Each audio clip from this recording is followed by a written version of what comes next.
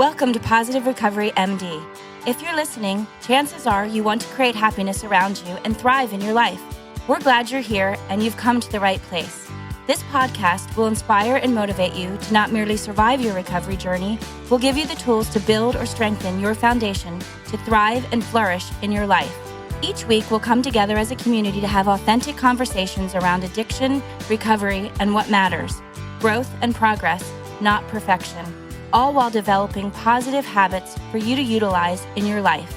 To learn more, please visit positiverecoverymd.com to sign up to receive the daily positive interventions that we'll review, as well as gain access to exclusive Positive Recovery content available only to Positive Recovery MD listeners. All right, let's get started.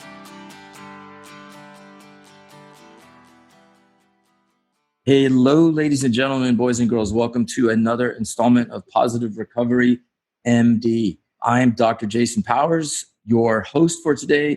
Our co-host, Julie DeNova, is still in Florida as her son is a drift racer, a professional who is in the race. We have an amazing guest today, Dan Caldwell. He holds a master's degree in professional counseling and is a licensed chemical dependency counselor. He's also a certified clinical supervisor as an LCDC. He's a certified clinical trauma professional and a nationally certified intervention professional. Awesome. Me too. We could talk. He's worked in the field of addiction recovery for a decade, with much of that time spent in the treatment center in dear old Houston, Texas. Dan has extensive experience working with individuals and families who have difficulties with substance use and other behavioral and relationship matters. Dan has secured years of experience working with the recovery community as a professional in detox, residential, intensive outpatient group, and individual counseling settings, and has been part of the recovery community for more than 11 years as well. Along with a master's degree in professional counseling from Liberty University, Dan has completed certification courses offered from Yale University and Johns Hopkins University. Dan's got a lot of letters behind his name. He's in recovery, and welcome to our show, Dan. Hey, thanks for having me. Glad to be here. All right, on, man. What is your story? Like, what was it like? What happened, and what is it like now? You know, it's funny when people ask me that. You know, all of us guys in recovery, that we always get asked that, and it's I don't spend a whole lot of time on what it was like, because it was pretty terrible from start to finish. You know, like everybody else is out of control, and something had to change, and you know, I lived that way for about 25 years. Just a culmination of things at the right time, I guess. So this, you know, something's got to give. Then, of course, I had a catalyst moment that really helped, you know, propel that situation a little faster. And, you know, I got sober and I tried for about 5 or 6 years before I actually did it this last time. I just celebrated 11 years this last month. Congrats. Yeah, so, you know, it's this time, hopefully it's here to stay. But prior to that, it was, you know, I think for me, what it was like was again terrible. What happened was I had what I like to call my businessman moment from the big book. And then I got into this recovery thing and wasn't so sure about it. But then I got into school to become a counselor right away, which I don't recommend. But it's my story and it worked. And so here we are. I think that culmination of things all at once was a winner for me. So you dropped out of high school in the 10th grade. I did. When you got sober, did you have your GED by then? Oh, yeah. Yeah. So I was the 10th or 11th. I went to an alternative school. I dropped from my freshman year of high school with like 3 months left. I moved from Montgomery, Texas, population like 2, right, up to Anchorage, Alaska. Ooh. And yeah, right. So totally. And that school system was so much further ahead from where we were. Go figure. But that said, it was I struggled to. School was never my strong point, and I struggled to keep up. So I ended up going to an alternative school. Of course, the drugs didn't help at that point either. So it was. I did a lot of work there. I figured 10th, maybe 11th grade, but yeah, I dropped out at the end of the day is what happened, and thought using drugs and drinking was more important. Didn't need school. My dad dropped out of high school in the 8th or 9th grade. It was a different time for him, though. He had to help take care of his family. Mine was just, I just couldn't keep up with school and was using drugs. So yeah, I went there, and then it was about 10 years later, I think 98 or 99, I got a GED. So what were you doing in Alaska? You were in Anchorage. I guess your dad got a job there, or my stepmother, who we moved around quite a bit from Dallas to Houston to Montgomery to Alaska to Portland, Oregon, because she had a job at a place called GTE back in the day with phone sales. Yeah, okay, you remember that? We were kind of just talking about the big cell phone. So that's how we moved around a lot. And so, yeah, that's how we ended up there. We were there for about 3 years. I figure, I guess I'm guessing, but like in Alaska, I would guess that maybe they're far ahead in school because there's less people, so the class sizes are smaller. And because it's so freaking cold, they got nothing else to do. But, right. Well, you'd be surprised. Yeah. In the wintertime, you either hunt or you hang out with your buddies. And when you hang out with your buddies, you generally learn to play an instrument or be involved in music somehow. And with that generally comes using drugs. Yeah. So, in the summertime, it stays light till midnight, some days longer. Right. And sometimes you don't see the sunset. I mean, you're just out and about. Time is not really of any concern. It is amazing. So, I was that far north, but in Denmark, and the sun didn't set. Also in Norway and Sweden, just backpacking around. But I'm a morning person. Like I was always the kid at sleepovers that would like fall asleep first, and then you put your hand in water and you'd end up peeing on the bed. But the thing is, like, why somebody would make you pee on their bed is beyond me. But like, doesn't make sense. So yeah, I like even now, like my friends joke, I go to bed before my kids. So I get tired. But the thing is, like, when the sun doesn't set, I didn't get tired. So I could keep going. It was almost like 2 days in a row where like nothing. Of course, it catches up to you. Obviously, the body does need rest and all that. But also in the winters, though, you don't see the sun for several months, which is depressing. So people turn to drink and drugs. That's right. It's the lights out 4 or 5 hours a day, 6 hours a day. And it's a different deal, but I can adjust to a lot of things at 16 compared to 48. Well, I mean, also another thing came to mind is like, if you were in a high school with 2 people, that's got to be rough because you're either valedictorian or you graduate last of your class. So you just a lose no matter what happens. Well, my experience in Anchorage was like any other city. I mean, it was beautiful and had mountains. And outside of that, it was really like most any city. It was much smaller than Houston. I mean, obviously it was much smaller, but it was still the same. We still had several malls and those kinds of things that kids go. But up there, they don't care about all that as much as they do hanging out in the mountains and that. Really? Kind of thing. Yeah. Oh, yeah. Yeah, we don't do a lot of that here in Houston, unfortunately. We really should. We just have to import some mountains, and then we'll be in good shape. The good thing is, though, they can't really go to the beaches up there. They're all mud flats. Like, it's not the same. So, yeah, at least in the Anchorage area. I don't know about everywhere. I guess all the beautiful waterways are more inland when you see those lakes and rivers where of course, people are like fishing and there's bear and moose everywhere. Well, now moose are all over the place. They come in your backyard like deer do here. They're just all over the place. Yeah. I bet that's pretty cool. Except moose are huge, and like you can't underscore how dangerous a wild animal is. That's that big, Yeah, we were told from the very jump. Hey, if you ever see a mother cow moose and her baby, you do whatever you do to walk around that thing as far as you can. Absolutely. They'll charge you like there's no tomorrow. Yeah, they're large and they're just everywhere. So I remember watching something on, I think, Animal Planet, where they wanted to see how male bull moose kind of fight with other moose for territories. And they figured out it's not the size of the moose, it's the size of the antlers. Right. So in this one experiment, they created this fake antler. So it was like a human, this little bitty human. And he had such an enormous, like comical, it was huge. And when the moose came into view in his territory, he just held this thing up, which was like as big as, Reliance Stadium. And the moose's face was like, and just ran away, even though there was a tiny human underneath this fake thing. So anyway, that's probably going to get edited out, but it's one of my favorite moose stories. Yeah, it's no joke, man. Moose or something else. I know. So, okay. So turning to you getting sober, okay, a lot of bad stuff happens. And I agree. There's no reason to kind of wallow in that. My story often like bypasses many of the details, but sort of what was your epiphany? Like, what happened? Because you tried to get sober, as many of us do. Mm-hmm. And kind of, is it just a thing where you just were sick and tired of being sick and tired? We hear that all the time. Or was there something that was said to you that stuck? So Both, in a sense, not one particular phrase, but it was a lifetime of literally. I started drinking and using when I was about 13, maybe 12. I forget exactly when, 6th or 7th grade. So whatever that is, and knowing from the beginning, like that dictated how I was running from a trauma at my house, and that I didn't know was a trauma, and at the time clearly, and just it fed on itself and created this whole thing and became this lifestyle of just, shame and regret, basically, of every day, of every minute, of every, so what do you do to fix that? You drink. So so that's where the sick and tired comes in. I'd been tired. I tell my people I work with all the time about using language like partying.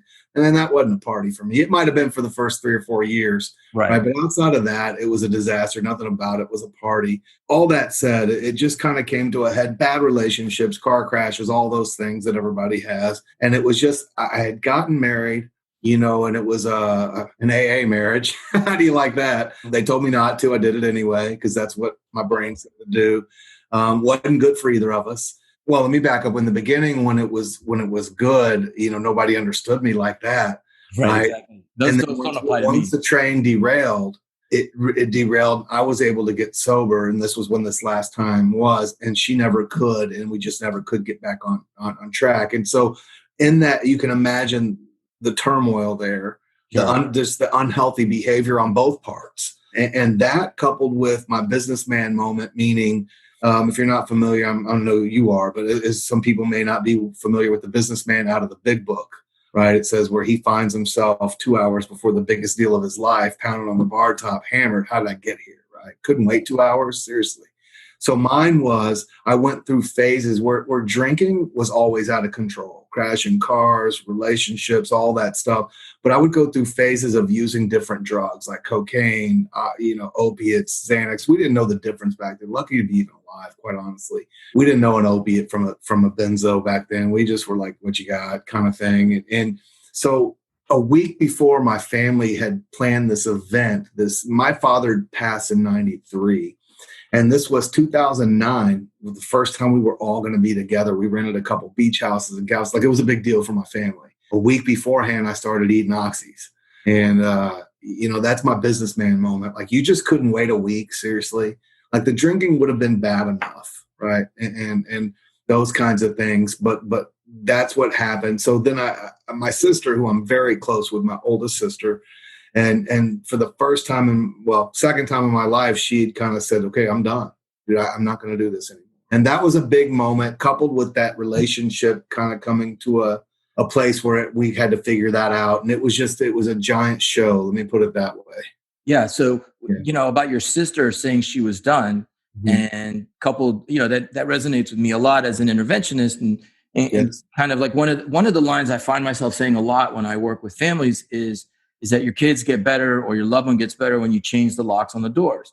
And as easy it is for me to rattle something like that off, meaning, at some point you're going to stop participating in the cycle and like make a tough decision and stand by it. It's really hard to do. It's so hard to do. And it's not like everybody needs to kick the person out and change the locks. So there's this finesse that we develop, right? Working as interventionists, but as stressful and sort of, it's a crisis. You're walking into a crisis. So it's kind of like high stress as it is. Tell the listeners like how great it is to be an interventionist. I mean, I just want someone else to someone else's perspective. It's one of the most rewarding things, but man, is it high stress?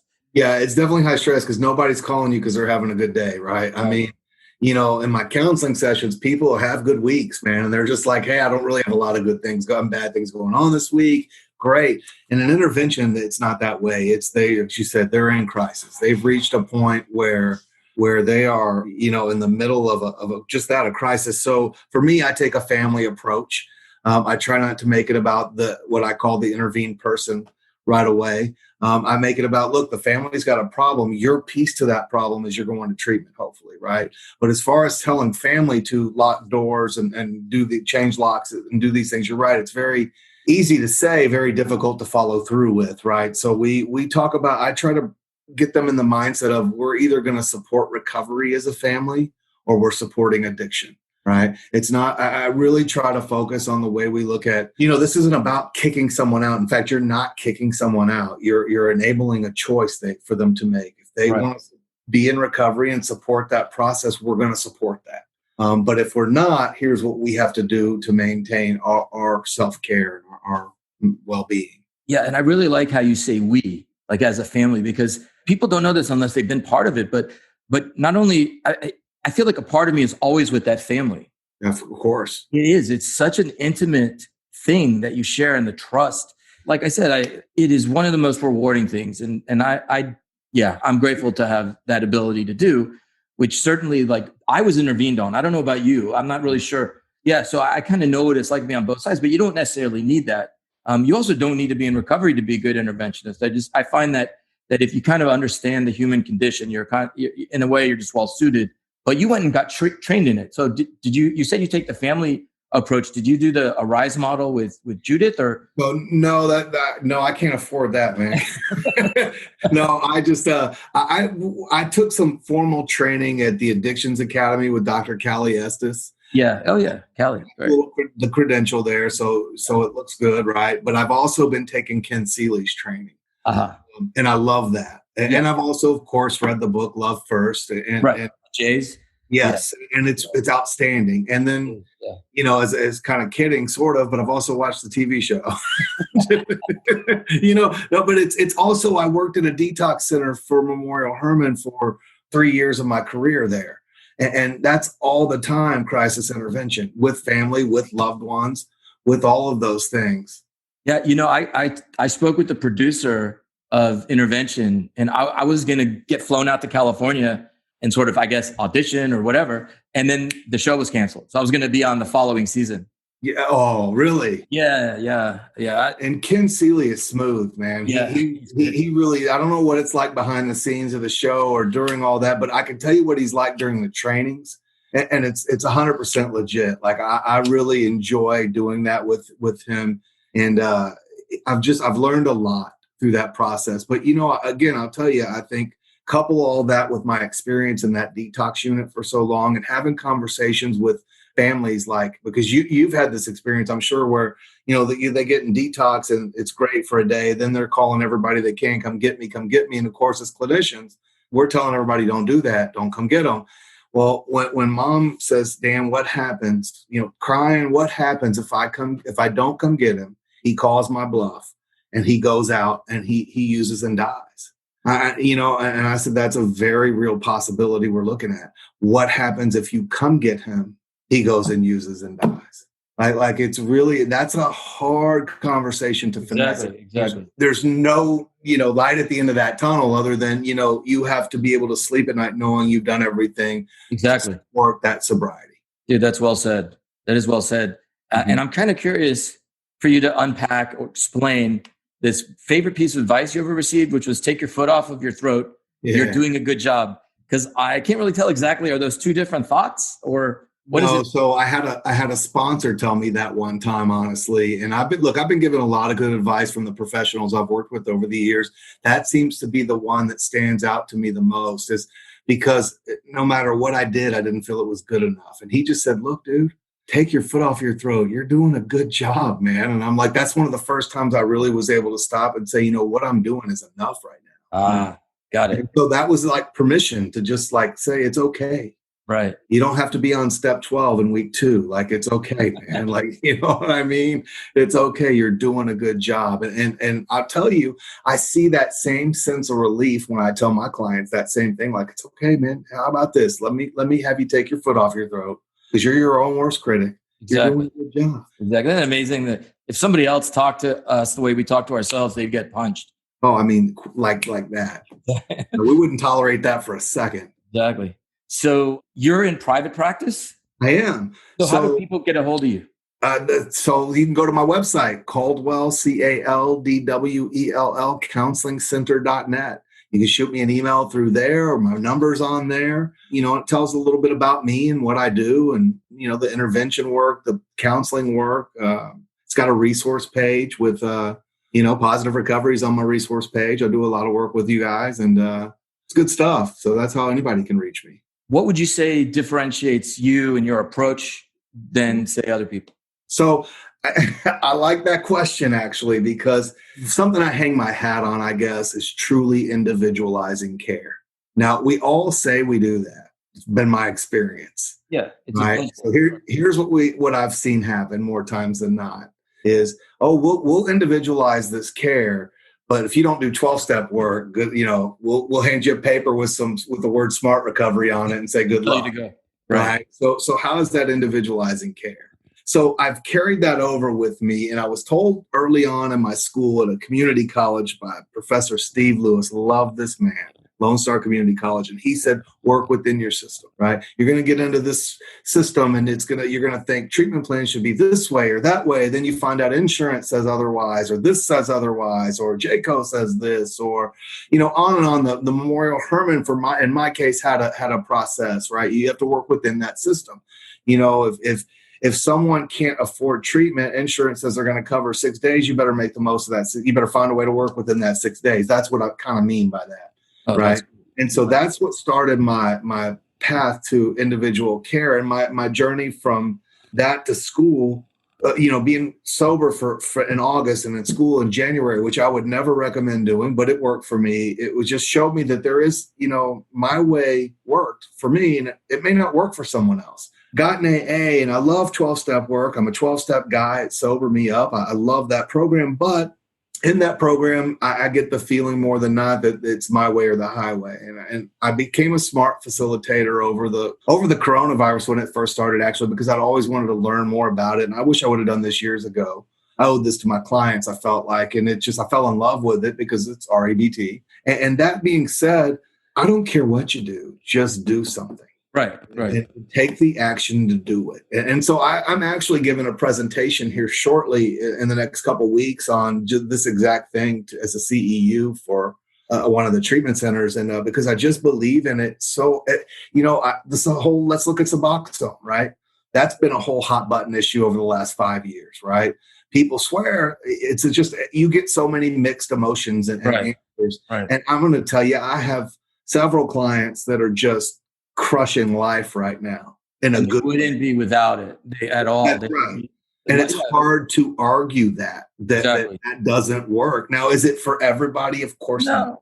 No. But to say as a general rule, you're not sober if you don't do that, is it just mind-boggling to me. And I say that because I was that guy when I first started in my career I'll admit that I was old school. It's funny.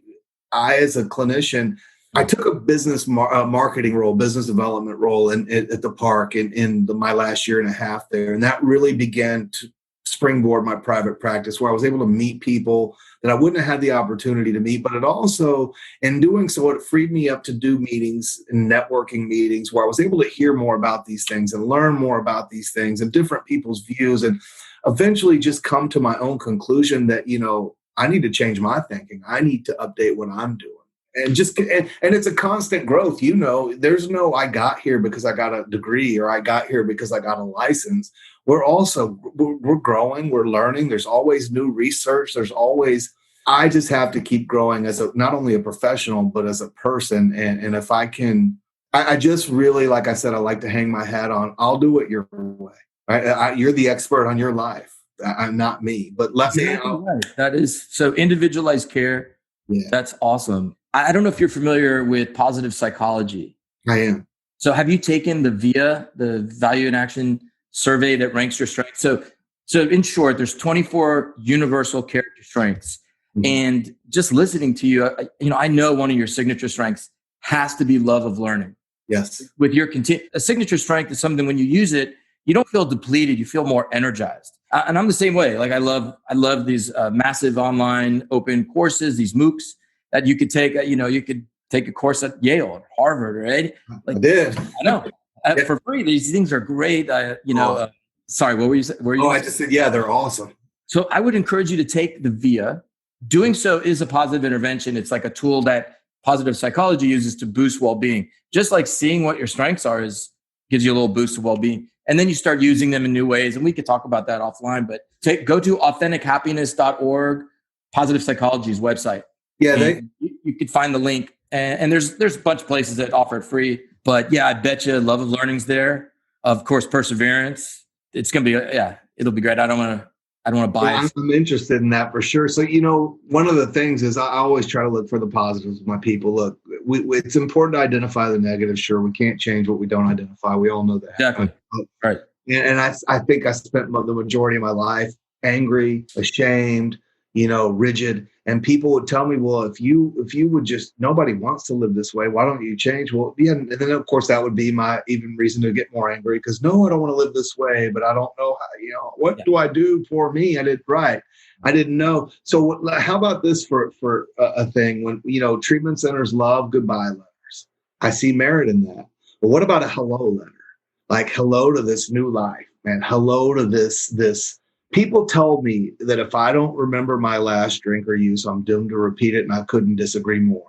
How about I don't want to repeat it because I'm being given this gift, and if I can do what they taught me and stay grateful and in the moment and appreciate what I have, that's tangible, and I don't want to lose that. If that's more powerful to me than because the further I get from that, the less consequential it is. I mean, that's just if consequences were enough. That DUI in 97 would have wrapped it up for me. I'd have been done. Immediately also, right. It's not time. Yeah. So this is this is the hypothesis of positive recovery is that people are just trying to be happy. If you go about it the wrong way, you could develop addiction.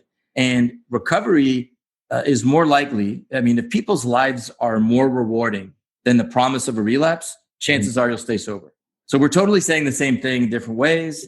And you haven't even read this stuff. So I'm glad that you're on the show. I hope we can work more closely together because, and so for the listeners, because Julie is off last podcast and this podcast, we're not doing the positive interventions, but we are going to resume them next time. So thank you for joining me, Dan. It was a pleasure to meet you and see you through the Zoom, and I hope you'll be a guest again. Wonderful. Thanks for having me. I'd love to. Thank you for listening to this episode of Positive Recovery MD. Don't forget to visit positiverecoverymd.com to sign up to get your daily positive intervention sent straight to your inbox. Be sure to subscribe to Positive Recovery MD on Apple Podcasts or wherever you listen to your podcasts to receive an automatic download when a new episode drops. And as always, if you or someone you know needs help, visit positiverecovery.com or call 877-4-SOBRIETY, which is 877-476-2743. We are here to help.